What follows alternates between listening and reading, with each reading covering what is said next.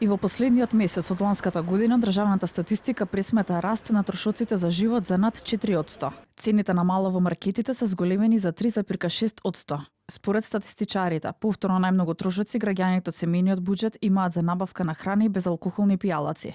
Овие трошоци се зголемени за 5,3% на годишно ниво. Доколку ги анализираме и останатите трошоци, може да се забележи дека има раст кај режиските трошоци од 2%. Речиси идентични се трошоците за комуникација и транспорт, а нешто повисоки или 3% се зголемени трошоците за здравствена заштита.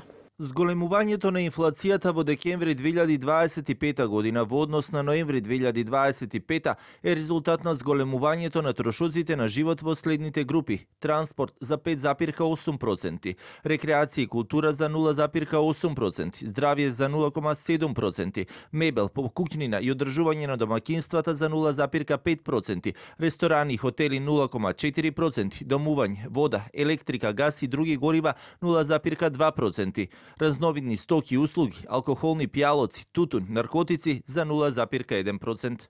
Властите веќе посочија дека нема да носат краткорочни мерки кои ќе ја зуздаат инфлацијата, која е двојно повисока од речиси половина држави од Европската унија, со образложение дека адхок мерките не даваат резултат на долг рок. Најавени се измени во Законот за нефер трговски практики кои ќе предвидуваат драстично повисоки казни и ставање во ред на трговијата на големо и мало. Во исто време синдикатите не се откажуваат од намерата интервентно да се зголеми минималната плата на 600 евра, која треба да придонесе и раст на останатите плати, се со цел повисок стандард на граѓаните и доволно средства за достоинствен живот.